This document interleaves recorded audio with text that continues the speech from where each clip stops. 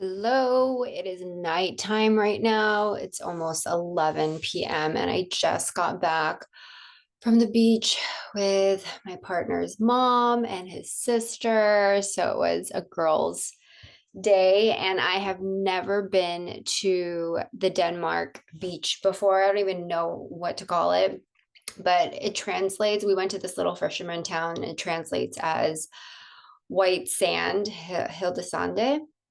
I'm like totally butchering it, but it's been a crazy whirlwind couple of days, spending the night, different people's houses, visited another Danish suburb, got to visit where my partner's from, and it's what's really interesting is that a lot of his friends have wives that are foreigners. So that means they're not from Denmark. And what I love is just really understanding and learning about their experience of emigrating to Denmark. And the interesting, I guess, like the common denominator that I find is that it's really difficult for them to transition. So a lot of the wives, they didn't necessarily move to Copenhagen, where it's a very bustling city. It's very expensive. It's very beautiful. It's, you know, where majority of like young people live, and it's just very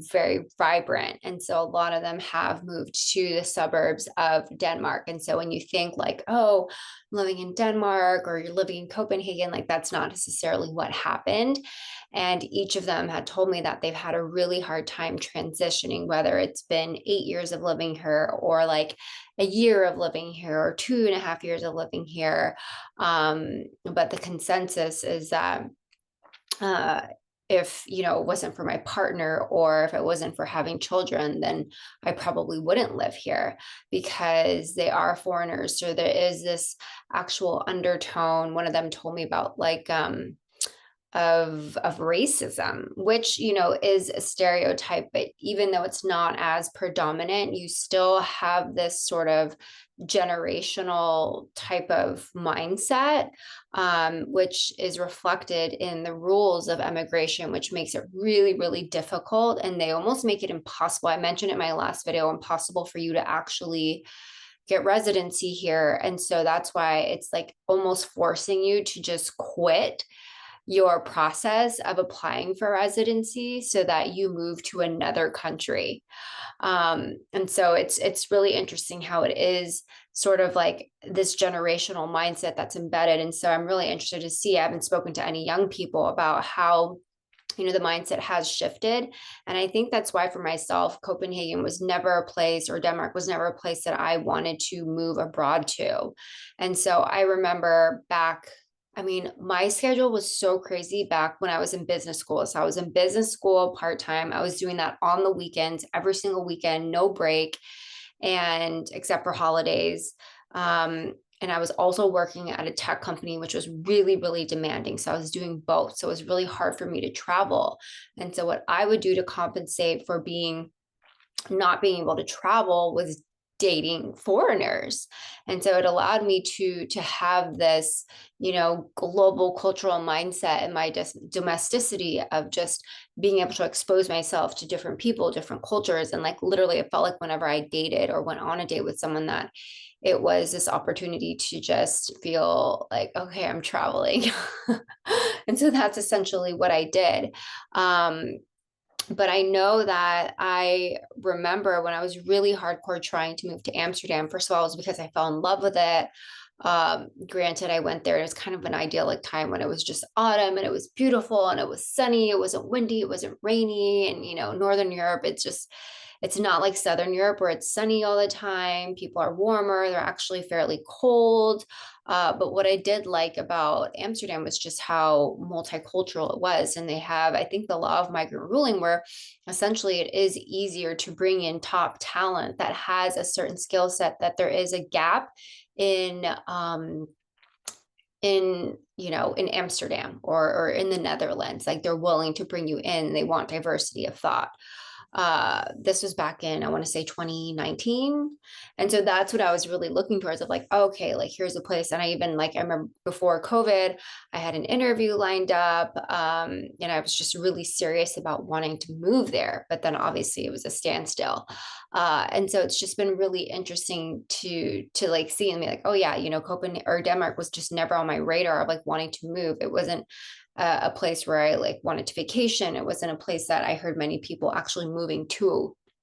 And so it's interesting because I remember when I first came here about 3 years ago when I first visited, it wasn't as diverse, but um, just speaking to the women who have had that experience of like trying to acclimate and still feel that way, where I think the difference between people that live in the suburbs is very, very different than people actually live in Copenhagen, where they travel all the time. And because it is a small country, you often seek out, you seek more experiences, and it's actually healthy to stay outside of your, you know, live outside of this like Denmark happy bubble, because people are aware of like how other societies live. And so for my partner, it's very important for him to like, you know, seek out different experiences. And he's always been very adventurous and lived in like so many different places.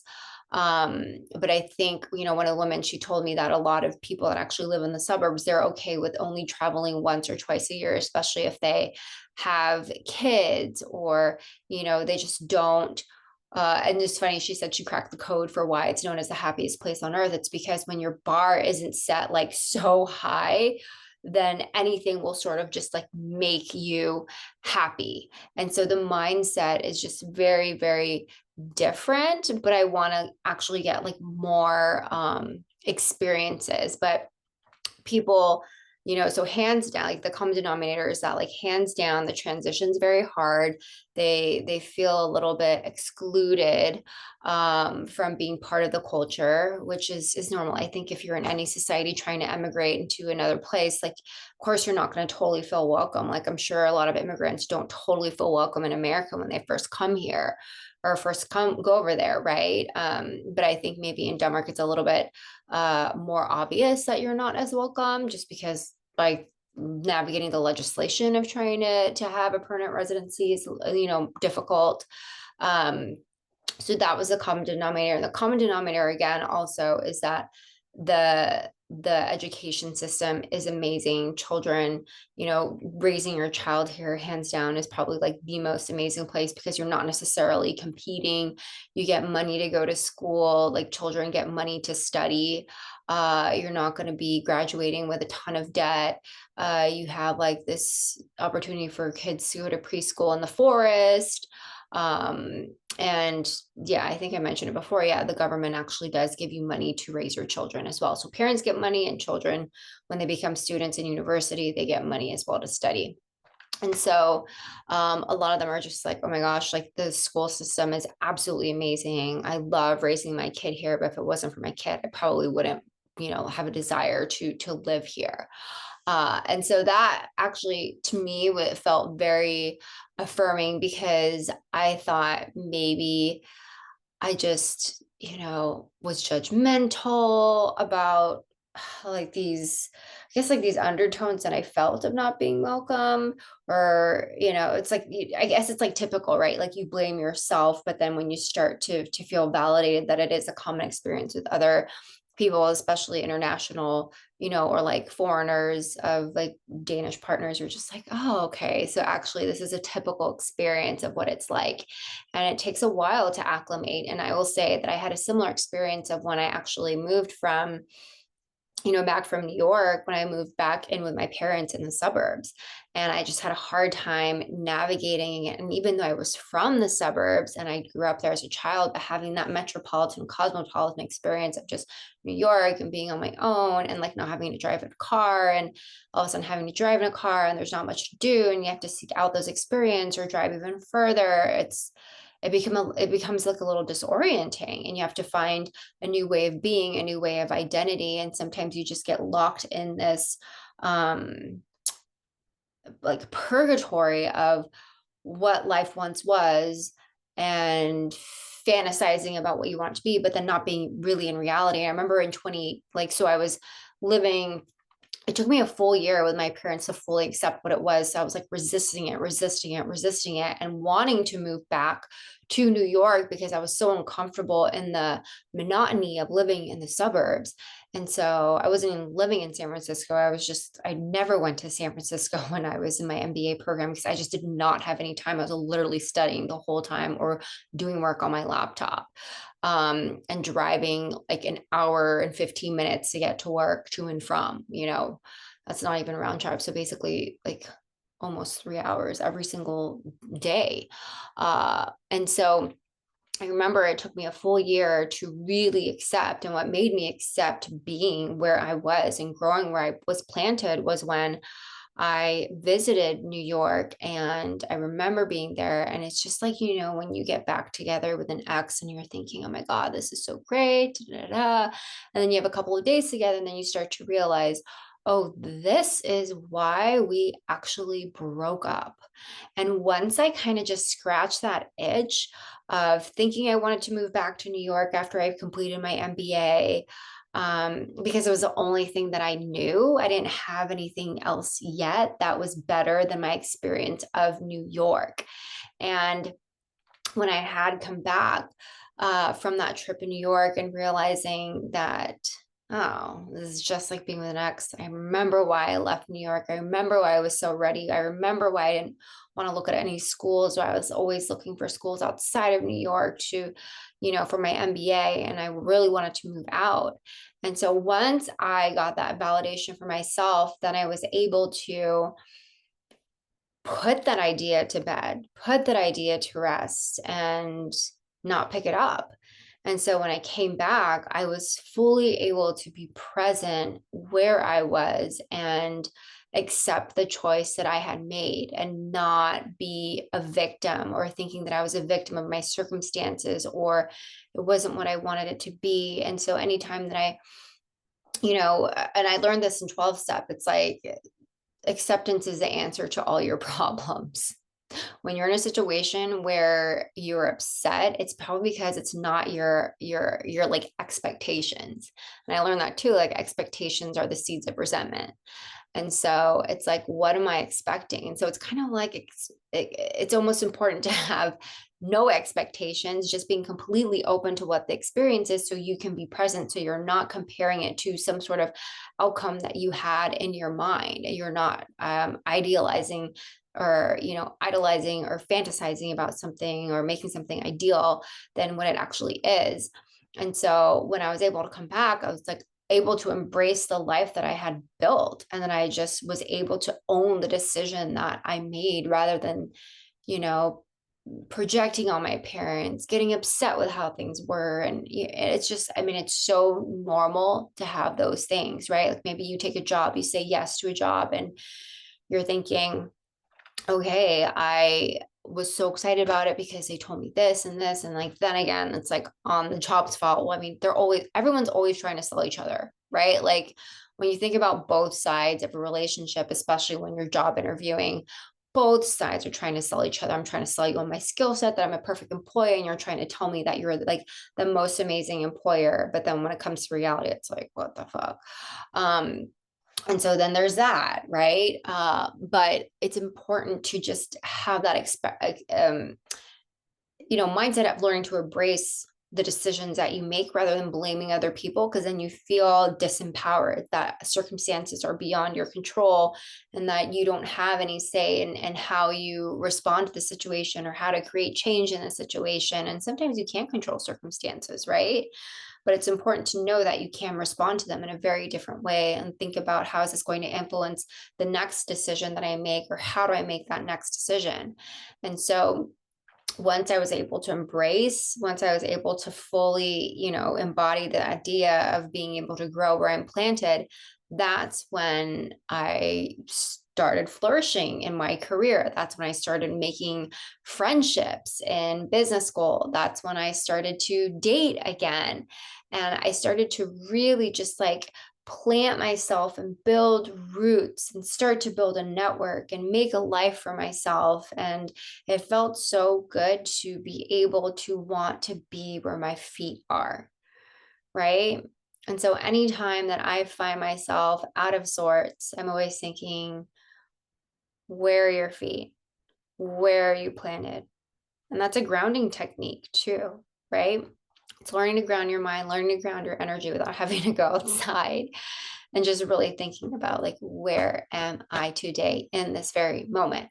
Because there's nothing more important than this moment right now. Because if something else was more important, then it would be effing happening, right? And it's not.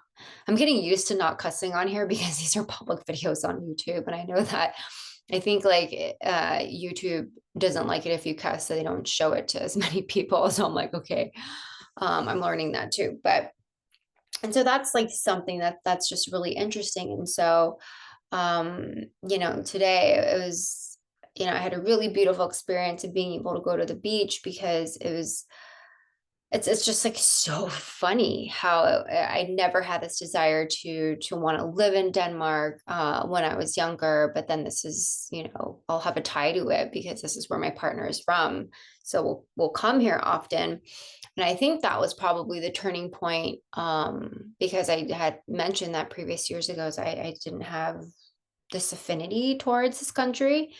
And I remember just, being here the last couple of days and just thinking, okay, so if this is reality, you're gonna keep coming here almost at least once a year. And if you want your children to have a relationship with their ethnicity and where they come from, like, you're gonna have to come here, whether you like it or not. And so it's almost like, how can I fully embrace being where I am and not resisting it, and just being open to the experience and owning it and showing up for my life? And that's what that is. And so it allowed me to have that different perspective when I realize it in retrospect, of just, I think the theme, I always do themes with clients, like when we do different themes of like the month, or I don't know, I just love thematic frameworks. I think the word that comes up is just embracing everything, right? And I think that's how the tantric you know philosophy or way of living has just been really seated and embedded. And the more, like, you start to be in the moment, the more that you start to have this experience, you just start, it's just living, right there. I'm truly, like, learning that there is no good, there is no bad. It's just like, it's everything. It is life, it's totality. It's like, what I meditate on in Kundalini when we do the Kirtan Kriya of, you know, infinity, right? Infinity is a totality. It's life, death, and rebirth. And that it creates, it's those parts are the sum of totality. Those parts are always happening, whether it's generation of life, whether it's fertility of life, whether it's dying and, creating this space to just state, and whether it's, creating that void, or, like, dying. And so it's like, sure, there are moments where I'm like, ugh, but then just be like, all right, this is it. And I do remember when I was, maybe I was like 3 or 4 years getting sober. Someone did mention, and they shared with me, they said, you just start to, instead of like thinking, oh, I have 1 year more of getting sober, one more year, it's just, you just start to live life. You don't make it about that thing. And then once it just becomes part of your life, and then that's it.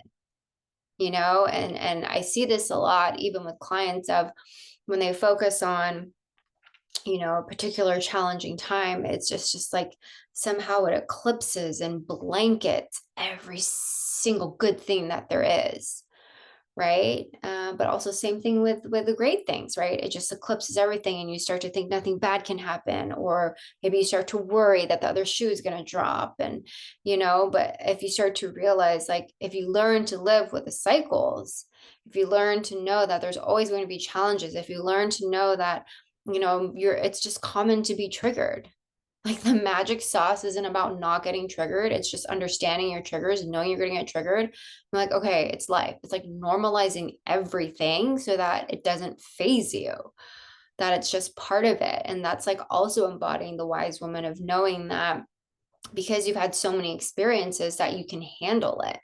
And when you start to learn how to handle certain things and it doesn't become super high or super low, that's just like where you're riding. And it's about like that neutrality that you're living with.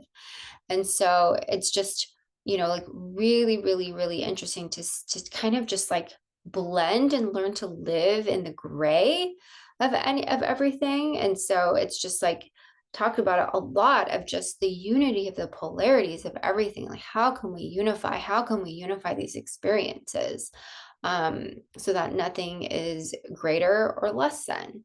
It's just like we're right here living in the middle so that it doesn't pull you under.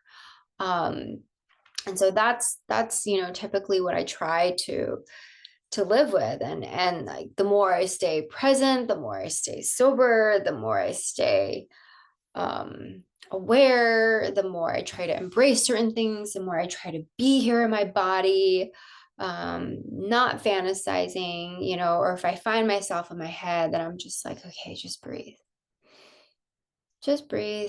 you're here, you know or knowing that everything's temporal. Like everything is temporal. Everything has an expiration date. And if it has an expiration date, it's like it's not going to last forever. And so learning to live with that. And it's interesting because I was reading this book, I believe by Marion Woodman. It's like the Dark Goddess. I don't know, I'm like butchering the name of it, but basically it's about working with Kali. And I'm just gonna drink some water because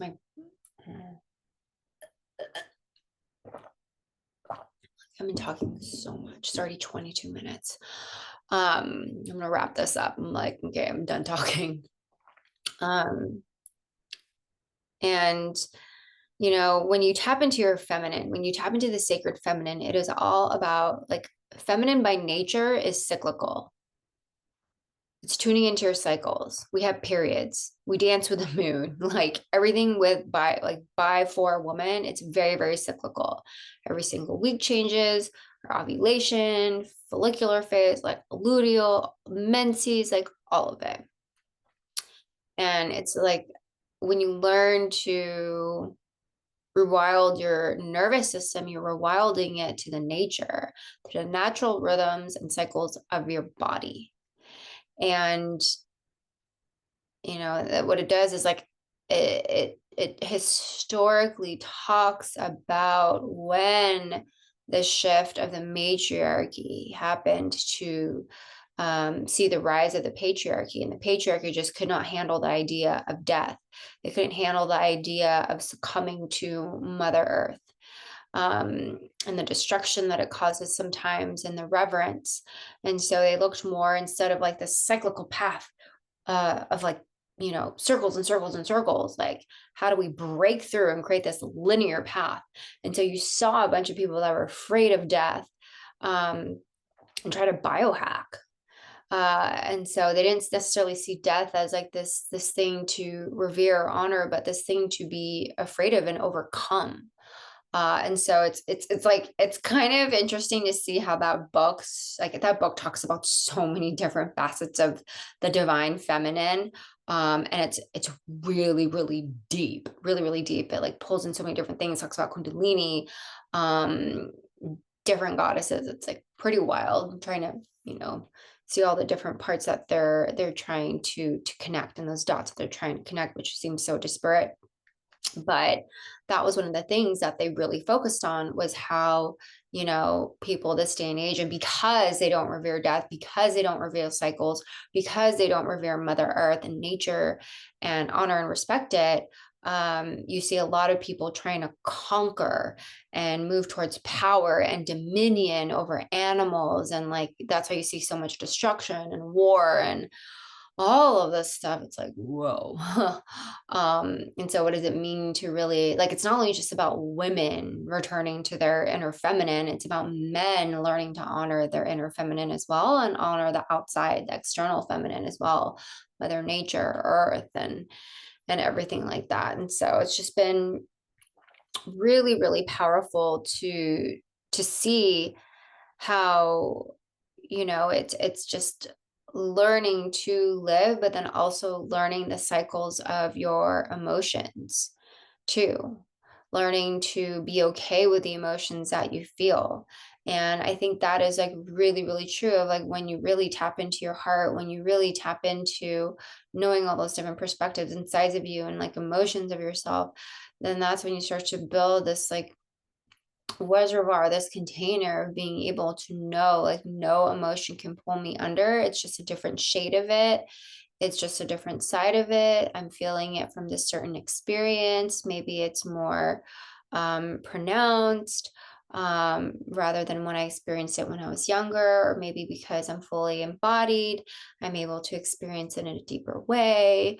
But then it gets to be this like sensual dance with life, and really understanding like the different flavorings of it. So it's like maybe you smell something really nasty and you're like, oh, okay, but then your lungs are taking it in, your senses are awakened, and it's also the same senses that you're using to smell something really amazing. And it just becomes this yeah, this sensual like beautiful dance with life, where everything is creating this like beautiful, colorful tapestry that creates just so much technicolor, and it allows you to be alive.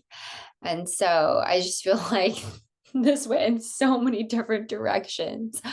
But I can get pretty poetic. I think one of the things that I do really miss is like really tapping into my poetic emotional space. I am, I am born in June, the Cancer vibes, also mixed with the Gemini vibes.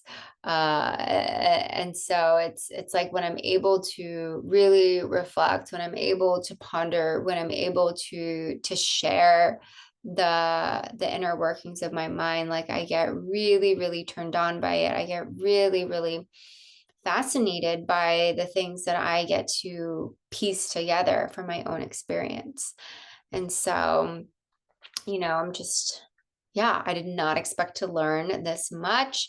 But that's the beauty of life, right? Sometimes it's so easy to just hide behind a screen. Sometimes it's so easy to hide behind work, but our greatest inspirations and our greatest uncoverings and unfoldings really come from living life, from interacting with people, having these experiences, and not just, scrolling on our phone. And like I admit it, I do it too, but just listening to other people. And so I'm just really excited to go back to California and just do more events in person and try different things and test things out. And it's so interesting because I came across this TikTok video where this person was talking about how the difference in characteristics of a person working corporate versus a person working in a startup culture, and how even though you work for a CPG, a consumer packaged good company, and it's a reputable brand, you're not necessarily going to be the right fit for an actual startup, because a startup mentality is like people that are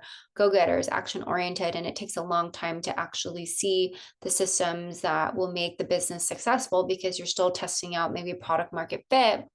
And so when you're doing those things, it's often better to hire someone who has worked in a startup and taken a company from maybe zero to, I don't know, multi-million dollars, as opposed to someone who works in corporate, because they're actually optimizing the certain systems that are already in place.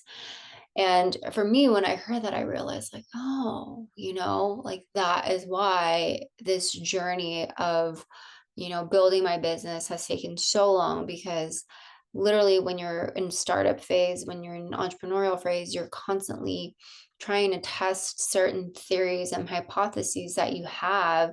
And it takes a while. Maybe it takes, 6 months, right? And whereas when you're working in corporate, it's just the system's already in place. there's nothing really for you to test unless like these micro tests. And so that just really made me think like, oh, made me not feel bad about where I'm at in my business of growth. And it made me not, compare to where other people are in their business, and, just having that faith and trying to have fun with it of like, where am I? And, on my own unique journey of everything. And so that's why I'm super excited to go back home and just do more in-person events, because I haven't really done that this past year at all. I've only just done everything online. And so I'm ready to just get back out there, which ties back to my experience of like, instead of hiding, like we all do, hide behind a screen, doom scrolling, like all of that stuff, of just being out there and living and having these experiences with other people. So again, it's like another way of having this beautiful experience with life, right? Shakti, creating with Shakti, my life force creating with your life force, activating it, you're activating it. And so it just becomes this beautiful flow that we're just mirroring each other in some way, shape, or form. But anyways, this was 30 minutes long. Thank you. Leave a comment. Let me know what you think. I always love connecting with you. If you find this helpful, follow me, subscribe, like it, leave a comment. It just always gives me joy to see how you resonate, and share it with a friend. All right, I will see you in the next vlog.